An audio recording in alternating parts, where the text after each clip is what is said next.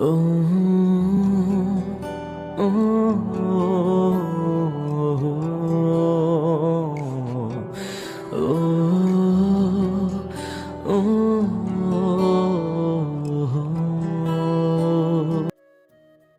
যা বলি ঠিক বলি, কিছু অতিরিক্ত খরচ হয়ে যাচ্ছে, ওগুলো কমাতে হবে। না হলে দেখা গেছে সব ঘুরে দেখা আর হবে না। কোথায় অতিরিক্ত খরচ হলো তোর? তবে আমার খরচ দ্বিগুণ হবে। ছাড় সেসব। এগুলো চিন্তা করলে ঘুরতে আসতে হতো না। আমাদের ঘোরার গতি আরও কমে যাবে। আজকে এদিকে সেদিকে ঘুরে দিন শেষ। রাতে এত মিনিট নিয়ে আমি কি করব? আমি দেইনি, তাহলে ওটা আব্বুর কাজ। আরে রাখেন, আব্বু আমার সাথে কথা বলবেন। ও, ওনাদের সাথে সন্ধ্যায় কথা বলেছি। আমার বান্ধবী আপনাকে দেখতে চায়। আগামীকাল সময় হবে? সময় আছে, কিন্তু কি জন্য দেখা করবে? একটু কথা বলে ফোন রেখে দিলাম। কি বলবো খুঁজে পাই না। পরের দিন বিকেলে আনিকা এবং তার বান্ধবীর সাথে কথা বলে এলাম। আর বলে এলাম যেন তার প্রয়োজনীয় জিনিসগুলো ব্যাগে ভরে রাখে। অতিরিক্ত কিছু নিতে বারণ করেছি। পরের দিন রাকিবকে ব্যাগটা দিলাম, কারণ আমার কাছে নেওয়ার জায়গা নেই। ওনার বান্ধবীর থেকে বিদায় নিয়ে চলে আসি।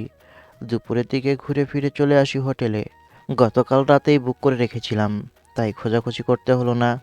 রুমের সামনে এসে বন্ধু, এমন ভাবে একা করে দিলি আমাকে, এটা কিন্তু অন্যায় করলি আমার সাথে। আন্দোলন ডাক। আচ্ছা, সঙ্গী নিবি? শুনেছি এখানে অনেক পাওয়া যায়। টাকাটা আমি দিচ্ছি। দূর হয়ে যা শয়তান।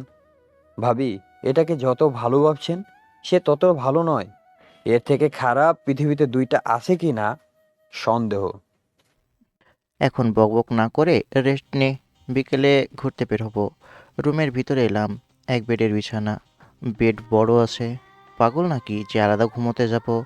এত সুন্দরী বউ রেখে আলাদা কেউ ঘুমায়? আমি অনেক ক্লান্ত, আর দাঁড়িয়ে থাকতে ইচ্ছে করছে না। ইচ্ছে করছে ঘুমিয়ে পড়ি। চেঞ্জ করে নিয়ে গোসল করে নেন। নিজেকে হালকা অনুভব করবেন। আগামীকাল থেকে সমুদ্রে গোসল করব। ইচ্ছে করছে না কিছু করতে। আমি এখন ঘুমাবো। নিকাব খুলে বোরকা খুলে রাখতেই হাঁ করে তাকিয়ে আছি। আমার কল্পনার থেকেও অনেক সুন্দর। চোখের পলক ফেলতে ভুলে গেছি। একটু মাথা থেকে পা পর্যন্ত তাকিয়ে দেখলাম বিছানায় ধপাস করে পড়ে গেল, মানে শুয়ে গেল। এসিটা অন করে আমি চেঞ্জ করে ওয়াশরুমে এলাম। এমন জিনিস পাশে থাকলে নিজেকে কন্ট্রোল করা সম্ভব হবে না। আর কন্ট্রোল করে কি হবে? আমারই তো বউ। অষ্টম থেকে বেরিয়ে পাশে এসে শুয়ে পড়লাম। স্পর্শ করার সাহস পাচ্ছি না। জানি হয়তো কিছু বলবে না, কিন্তু তাও অনেক ভয় করছে। আচ্ছা, ক্যামেরা আছে নাকি চেক করে নিই। উঠে ক্যামেরা ডিটেক্টর ডিভাইস দিয়ে দেখতে লাগলাম, কিন্তু ক্যামেরা নেই। আবার এসে শুয়ে পড়লাম। একটু একটু করে পাশে গিয়ে আবার সরে গেলাম। এইসব না করে এখন ঘুমাই। ওনার থেকে পারমিশন নিয়েই ওনাকে স্পর্শ করব, এর আগে না। ঘুম থেকে উঠে দেখি মাগরিব নামাজ পড়ছে। উঠে ওয়াশরুমে এলাম। এসে চোখে মুখে পানি দিয়ে বাইরে এসে রাকিবকে ফোন দিলাম, কিন্তু হালাই ফোন রিসিভ করলো না। মানে এখনও ঘুমাচ্ছে। বেডে বসে ফোন টিপতে লাগি। নামাজ শেষ হতেই বললাম, ক্লান্তি কি দূর হয়েছে? প্রথম বাইকে উঠেছি, তার উপর এত লং টাইম ধরে বসেছিলাম, দিয়ে আমার অবস্থা একদম খারাপ। মানে অসুস্থ হয়ে যাব। ও, এই কথা, সমস্যা নেই, ডাক্তার আছে। কেন, বয়ফ্রেন্ডের বাইকে কখনো উঠেননি? ছি ছি, কী সব বলেন! আমার এসব কখনোই ছিল না। এসব কল্পনাও করিনি। ফ্রেন্ডের সাথে সেদিন ঘুরতে গিয়ে এমন বিপদ!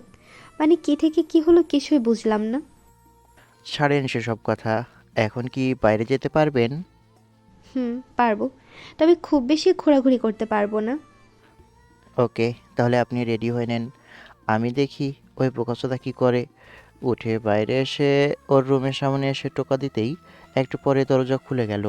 কিরে, ঘুম থেকে উঠেছিস তাহলে? হুম, বল কি হয়েছে। এখন কি বের হবি? যা, গিয়ে ফ্রেশ হয়ে নে। আমি ভিতরে এসে বসলাম। বেশ কিছুক্ষণ পরে দেখি আনিকা মালা কানে দুল দেখছে আর হাতে নিচ্ছে, আবার রেখে দিচ্ছে। দোকানদারকে ইশারায় ওগুলো প্যাকেট করে দিতে বললাম। দোকানি প্যাকেট করে দিয়ে আনিকাকে দিতেই বলল, আমি এগুলো নিব না, আপনি রেখে দিন। পছন্দ হলে একবার বলবেন, তাহলেই হবে। আমার কথা শুনে ব্যাগটা নিয়ে নিল। আচ্ছা, ওই চুড়িগুলো দেখান। এই যে, আপনিও দেখেন। আনিকা কিছু চুড়ি পছন্দ করলো। তারপর দোকানিকে বিল দিয়ে ঘুরে ফিরে আরও এদিকে সেদিকে ঘুরে চলে আসি হোটেলে। আনিকা নামাজ পড়বে, তাই আরও আসা। এত কিছু কি করব আমি? পছন্দ হয়েছে এসব। আমার কথা শুনে আমার দিকে তাকালো। তাহলে আর কোনো প্রশ্ন করার প্রয়োজন নেই। আমার ফোন দিয়ে লকটা দেখে বললাম, আপনি ভিতর থেকে রুম লক করে দেন। আর ইচ্ছে করলে ফোন টিপাটিপি করবেন। আমরা বাইরে যাব। প্রয়োজন হলে ফোন দিবেন। আপনার ফোন আমাকে দেন। জি। আমার ফোন আনিকাকে দিয়ে দিলাম। আর ওর ফোনটা আমি নিয়ে পকেটে রেখে দিলাম। তারপর রুম থেকে বেরিয়ে চলে আসি বাইরে। এসে একটু ঘুরে ফিরে খাবার নিয়ে হোটেলে। আমি কি আপনাকে স্পর্শ করতে পারি? আমার কথা শুনে আমার দিকে তাকালো। না জানি কি উত্তর দেই। আপনার অধিকার আছে। আপনার ইচ্ছে করলে আমাকে স্পর্শ করতে পারেন। অধিকার আছে, কিন্তু আমি আপনার সম্মতি চাচ্ছি। আপনি যদি সম্মতি দেন, তাহলে আপনাকে স্পর্শ করব। আমিও জানি আপনাকে স্পর্শ করলে আপনি কিছু বলবেন না, কিন্তু আপনাকে অনুমতি না দিলে কাকে দিব বলেন? আপনি আমার হাজবেন্ড। হুম। ব্যাগ থেকে ব্রাশ করে পেস্ট বের করে ওয়াশরুমে এলাম। ব্রাশ শেষ করে রুমে এসে দেখি আনিকা বিছানায় শুয়ে আছে। আমাকে দেখে উঠে বসলো। তারপর ওনার ব্যাগ থেকে ব্রাশ আর পেস্ট নিয়ে ওয়াশরুমে গেল। আমার তো তাও কিছু করতে ভয় করছে, অনেক ভয় করছে। আমার হার্টবিট এত বেড়ে গেছে যে আমার হার্টবিটের আওয়াজ শুনতে পাচ্ছি। আমি ছেলে হয়ে এমন অবস্থা, আর আনিকা মেয়ে হয়ে তাহলে কতটা ভয় পাচ্ছে। জানি কেউ কিছু প্রশ্ন করবে না, কেউ আঙ্গুল তুলবে না। এটা কোনো অপরাধ না, তাও ভয় পাচ্ছি। এসি চলছে, অথচ শরীরটা কেমন যেন ঘেমে যাচ্ছে। একটু পরে বেরিয়ে এলো। বুকে সাহস নিয়ে বিছানা থেকে উঠে দাঁড়িয়ে আবার বসে গেলাম। বুঝলাম না এত ভয় করছে কেন। কাছে আসতেই উঠে দাঁড়িয়ে গেলাম। আমার এমনভাবে দাঁড়াতে ভয় পেয়েছে দেখেই বোঝা যাচ্ছে। এক পা এগিয়ে যেতেই একটু পিছিয়ে গেল। আমি এক পা এগোলে উনি এক পা পিছিয়ে যাচ্ছে। একসময় দেওয়ালে গিয়ে পিঠ লেগে যায়। আমি কাছে যেতেই চোখ বন্ধ করে নিয়েছে। ধীরে ধীরে ওনার নিঃশ্বাস ঘন হচ্ছে। দেওয়ালের দুই পাশে হাত রেখে মুখটা এগিয়ে নিতে ওনার নিঃশ্বাস আরও জোরে পড়তে লাগলো। ওনার নিঃশ্বাস আমার বুকে এসে পড়ছে। চোখ বন্ধ করে আছে। মাথার ভিতর অনেক কিছুই ঘুরপাক খাচ্ছে। ঠোঁটের উপর ঠোঁট রাখতেই কোথায় যেন হারিয়ে গেলাম। আগের থেকে হার্টবিট আরও বেশি লাফাচ্ছে। চারপাশে নিস্তব্ধতা। আমার হার্টবিটের আওয়াজ আমি স্পষ্ট শুনতে পাচ্ছি। আর এদিকে আনিকার নিঃশ্বাস ঘন হবার সাথে সাথে হাঁপাতে শুরু করেছে। একবার চুষে ছেড়ে দিয়ে ওনার দিকে তাকালাম। এখনও চোখ বন্ধ করে আছে। ওনার এমন অবস্থা আমাকে আরও আকৃষ্ট করছে। আবার ঠোঁটের উপরে ঠোঁট রেখে চুষতে লাগলাম। পাগলের মতোই চুষে যাচ্ছি। এমন মনে হচ্ছে ছিঁড়ে ফেলবো। একটা সময় রেসপন্স করে, তাতে ফিলিংসটা আরও বেড়ে গেল। বুক থেকে ওড়না টেনে ফেলে দিয়েছি। কাঁধে চুমু দিলাম। একটু কেঁপে উঠল। কাঁধ থেকে গলায় চুমু দিয়ে কপালে একটা চুমু দিলাম। তারপর ছেড়ে দিয়ে একটু দুষ্টুমি করতে ইচ্ছে করলো, তাই মুখে ফু দিয়ে বললাম, থাক এই পর্যন্ত। ওনার ঘন ঘন নিঃশ্বাস পড়ার সাথে সাথে হাঁপাচ্ছেও। বুকের দিকে তাকিয়ে বললাম, না চলবে। মানে? বুব সে হাত রেখে বললাম, এটা চলার মতো বলেছি, তবে বড় হয়ে যাবে। আমার কথা শুনে লজ্জায় গাল লাল হয়ে গেছে। এমনভাবে লাল হয়েছে মনে হচ্ছে দুই গালে রক্ত জমাট বেঁধেছে। লজ্জায় মাথা নিচু করে নিয়েছে। হাত সরিয়ে মুখে ফু দিয়ে বললাম, প্রোটেকশন নেই, তাই আজকের মতো এতটুকুই। আমার এমন অবস্থা করে মশকারি করা হচ্ছে? এই প্রথম রেগে যেতে দেখলাম। প্রোটেকশন নেই, তাই বলছি আজকে এই পর্যন্তই। কোনো সমস্যা হবে না। বেবি নিতে না চাইলে মেডিসিন খেয়ে নিব। আগামীকাল কিনে নিয়ে আসবেন। একটু অপেক্ষা করেন, আমি বাইরে ফার্মেসি থেকে প্রোটেকশন নিয়ে আসছি। যাব আর আসবো, বেশি সময় লাগবে না। আমি বাইরে থেকে লাগিয়ে যাচ্ছি। আর কিছু বলল না। আমি ব্যাগ নিয়ে রুম থেকে বের হয়ে লক করে নিচে এসে প্রোটেকশন নিয়ে এক পাতা ফিল নিয়ে চলে আসি। দেখি বসে আছে। লজ লাজ লজ্জা ভুলে ঝাঁপিয়ে পড়লাম। বেশ কিছুক্ষণ পরে জড়িয়ে ধরে শুয়ে আছি। হানিকা লজ্জায় বুকে মুখ লুকিয়ে রেখেছে। অবশেষে আমিও আনলক করে নিলাম। আমি আমি যুদ্ধে জয়ী হয়ে গেছি। কপালে একটা চুমু দিলাম। এর ভিতরে আবার উত্তেজিত হয়ে গেছি, তাই আবারও হয়ে গেল। কোলে নিয়ে ওয়াশরুমে এলাম, এসে একসাথে গোসল করে রুমে আসি। শেষ পর্যন্ত হোটেলে বাসর সেরে নিলাম। কিছু পড়েছে কিনা দেখে নিলাম, কিন্তু না, প্রোটেকশন ইউজ করেছিলাম। যুদ্ধ করলাম, রক্ত বের হবে না সেটা কি করে হয়, তাই সেটার জন্য ব্যবস্থা ছিল। শুয়ে আছি, আনিকা বুকের ভিতর গুটিসুটি মেরে শুয়ে আছে। এক পা তুলে দিলাম ঘুম। রাতে ঘুমটা ভেঙে গেল। চোখ খুলে দেখি লাইট জ্বলছে, আনিকা পাশে নেই। হঠাৎ কান্নার শব্দ পেলাম। উঠে দেখি জায়নামাজে বসে কান্না করছে। উঠবো না, থাক, ওনার মোনাজাতে ব্যাঘাত ঘটবে। নিজেকে গর্ভবতী মনে হতে লাগলো, না মানে গর্বিত মনে হতে লাগলো। এমন মেয়ে আমার ভাগ্যে জুটলো কিভাবে? কি এমন ভালো কাজ করেছি যে এমন বউ পেলাম? আমার তো বিশ্বাস হচ্ছে না। থাক, সে রবের সাথে কথা বলছে বলুক, এখানে তাদের মধ্যে ব্যাঘাত দেওয়ার কোনো প্রয়োজন নেই। চুপচাপ শুয়ে থাকলাম। একটু পরে লাইট অফ করে শুয়ে আমাকে জড়িয়ে ধরলো। চোখ খুলে ঘুম ঘুম চোখে বললাম, কত বাজে? অভিনয় করতে হবে না, আমি অনেক আগেই টের পেয়েছি আপনি ঘুম থেকে উঠেছেন। এখন রাত 2টা বাজে, ঘুমিয়ে পড়েন। কপালে একটা চুমু দিলাম আর শক্ত করে বুকে জড়িয়ে ধরলাম। যেন মনে হচ্ছে এই মানুষটা আমার কতটা আপন। মনে হচ্ছে শত শত বছর আগে থেকেই যেন তাকে চিনি। তার সাথে আমার পরিচয় যেন জন্ম জন্মান্তরে। তার প্রতি এক অদ্ভুত টান কাজ করছে, এমন এক অনুভূতি যা আগে কখনো অনুভব করিনি। তাকে আরও বেশি ভালোবাসতে ইচ্ছে করছে, আগলে রাখতে ইচ্ছে করছে। মানে ফারজানাপুর বেলায় এমন অনুভব হয়নি। মনে হয় এটাই হালাল এবং হারামের ভিতরে পার্থক্য। এসব ভাবতে ভাবতে ঘুমিয়ে পড়ি। পরের দিন সকালে এই যে ওঠেন, আম্মু ফোন দিয়েছে। মানে আপনার আম্মু ফোন দিয়েছে। রিসিভ করেন। এমন নয় যে আপনি তাদের চিনেন না বা কখনো কথা বলেননি। ভিডিও কল দিয়েছে, আমার রিসিভ করতে লজ্জা করছে। আপনি উঠে রিসিভ করেন, আমি পারবো না। কি আর করার, ফোন রিসিভ করে বললাম, বলো, এত সকাল সকাল ফোন দিয়েছো যে? আচ্ছা ঠিক আছে। ফোন এগিয়ে বললাম, আপনার সাথেই কথা বলবে। ফোন আনিকাকে দিয়ে আবার ঘুম। বেশ কিছুক্ষণ পরে এলাম দুজনে ঘুরতে, হয়ে গেলাম তিনজন। দুজনের একসাথে ঘোরাঘুরি, আড্ডা, গল্পগুজব ভালো লাগছে, কিন্তু গতকাল থেকে একদমই ভালো লাগে না। কিছু করার নেই। না তুই জানতি এমন কিছু হবে, না আমি কিছু জানতাম। ভাগ্যে এমন লেখা ছিল। আজকে থেকে তোর সাথে আড্ডা দিয়ে গল্প করে এসেই ঘুমাবো। তোর বিষয়টা বুঝতে পারছি। থাক, তুই ভাবিকে সময় দে, নতুন মানুষ। সবাইকে সময় দেওয়া হচ্ছে। কক্সবাজারে 5 দিন থেকে রাঙামাটিতে ফিরলাম। কালামনির সাথে দেখা করতে এসেছি। এখান থেকে খাগড়াছড়িতে যাব, তারপর একেবারে বাসার দিকে রওনা দিব। তাই এখানে এলাম। আসসালামু আলাইকুম খালামণি। ওয়ালাইকুম আসসালাম। কেমন আছো তোমরা? এটা কি বৌমা নাকি? জি খালামণি। আসসালামু আলাইকুম। ওয়ালাইকুম আসসালাম। তোমরা রুমে যাও, আমি তোদের নাস্তার ব্যবস্থা করি। নাইমা, ওদের রুমটা দেখিয়ে দে। হুম। এই আসো তোমরা আমার সাথে।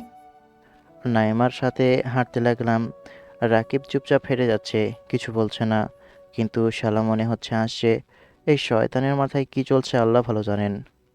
এই যে, আপনি কেমন আছেন? এমনভাবে রেগে থাকার কি আছে?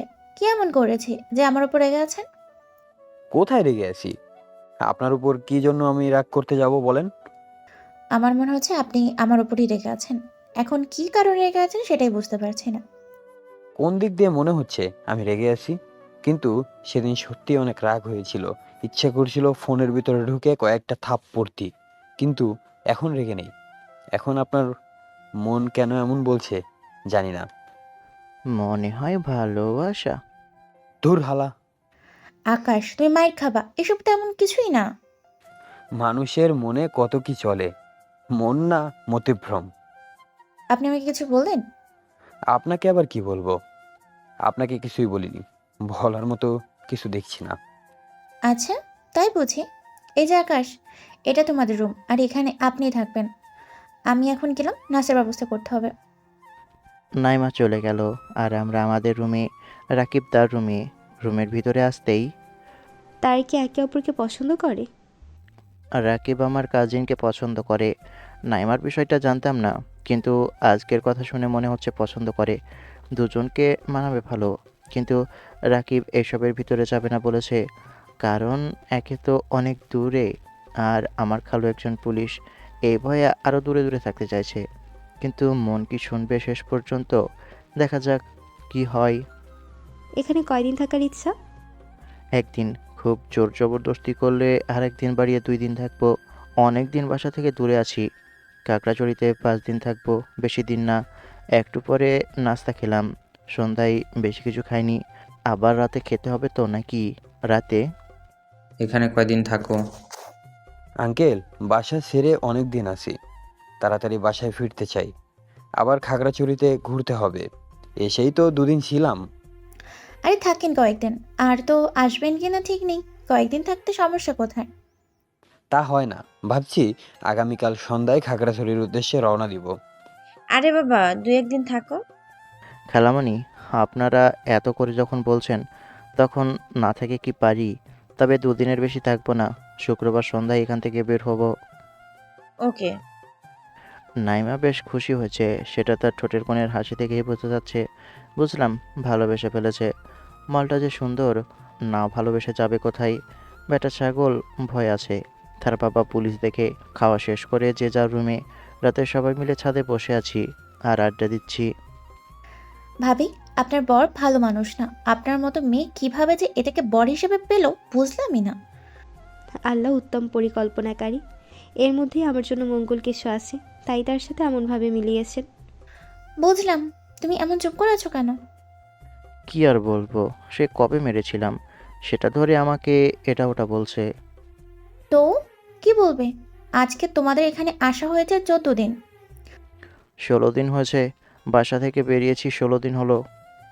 আমরাই কোথাও ঘোরাঘুরি করা হলো না। আফসোস করিও না আপু, বিয়ের পর বরকে নিয়ে ঘুরিও। কে জানি ভাগ্যে কি আছে। কিছুক্ষণ আড্ডা দিয়ে রুমে এসে ঘুমিয়ে যাই। পরের দিন বিকেলে ঘুরতে বের হয়েছি। আমি আনিকা পাশাপাশি হাঁটছি, আর রাকিব আর নাইমা পাশাপাশি। দেখছেন কি অবস্থা? মনে হচ্ছে আমাদের চিনেই না। এসব তো ভালো না, কিছু বলতে গেলেই উল্টো কথা শুনতে হবে। 4 জন ঘুরে ফিরে বাসায়। অল্প কেনাকাটা করলাম। ওখানে গিয়ে 2 দিন থেকে চলে আসি খাগড়াছড়ি। ওখানে 6 দিন থেকে বাসার উদ্দেশ্যে রওনা দিলাম। বাসা আসতে 3 দিন সময় লাগিয়েছি। ঘুরতে ঘুরতে এসেছি। আর আনিকার জন্য লং টাইম ধরে বাইক চালাতে পারিনি, কারণ সে ক্লান্ত হয়ে পড়ছে। ব্যাটা খুশি, আবার কষ্টেও আছে, কারণ দুজনের লিঙ্ক কানেকশন হয়েছে। না মানে ওরা ওদের মনের ভাব প্রকাশ করেছে। দুজনের জমিয়ে রিলেশন চলছে। দুঃখ একটাই, অনেক দূরে, আর খালু পুলিশ। কোনো রকম সমস্যা হলেই দেখা গেছে বন্ধুর বীজই থাকবে না। আম্মুর জন্য বেশ কেনাকাটা হয়েছে, আর আনিকার জন্য। আব্বুর জন্য শুধু 2টা টি-শার্ট নিয়েছি, কিন্তু আমার জন্য কিছুই নেইনি। কিছু নেইনি মানে বউ যে নিয়ে এলাম, এর থেকে বড় কিছু হতে পারে? সন্ধ্যায় বাসায় পৌঁছেছি।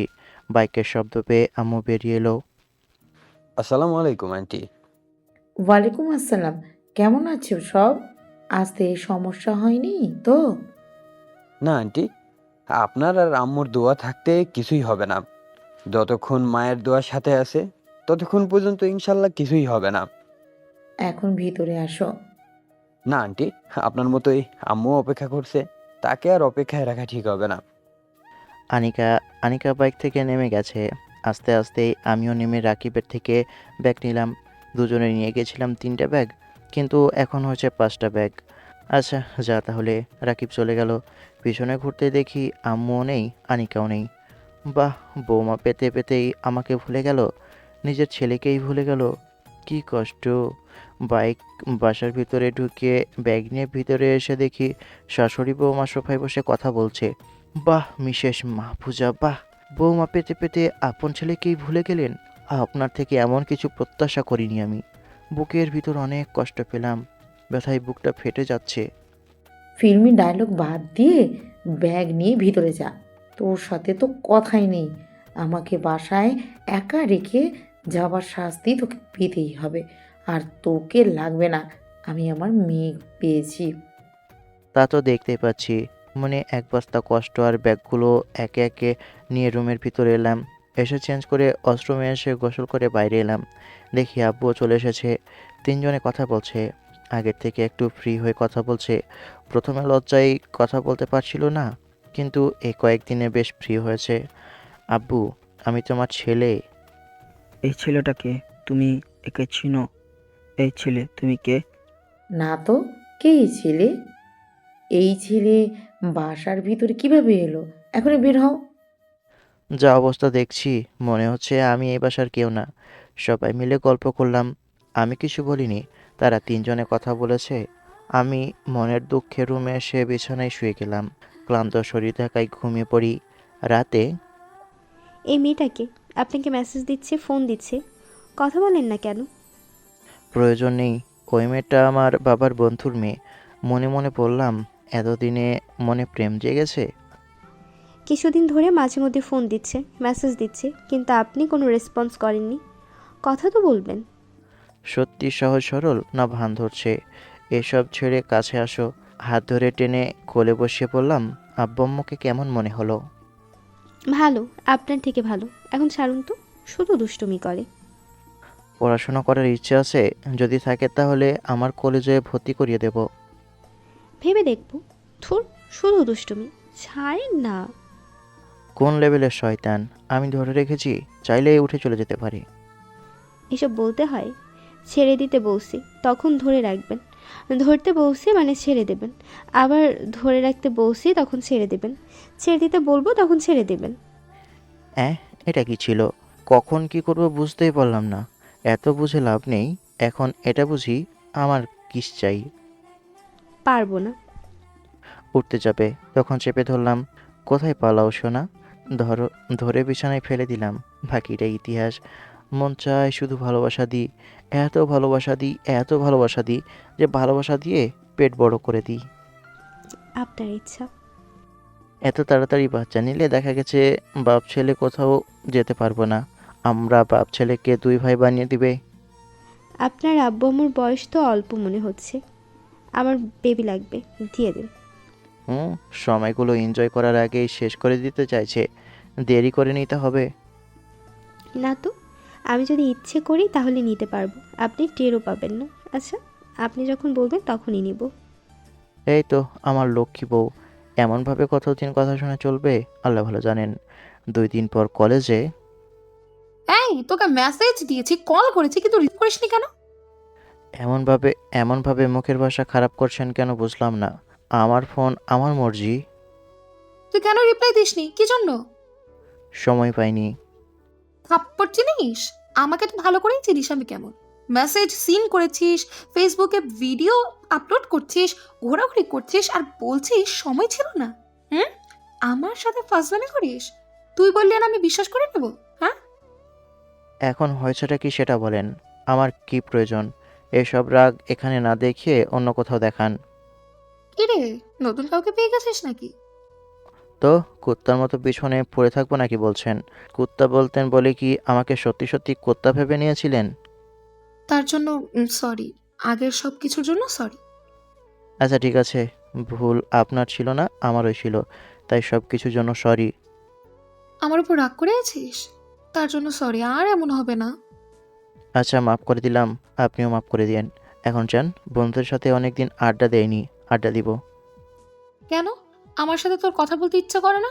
আমার সাথে কথা বলার জন্য পেছনে পড়েছিলি, তাহলে এখন কি হলো? সময় বদলেছে।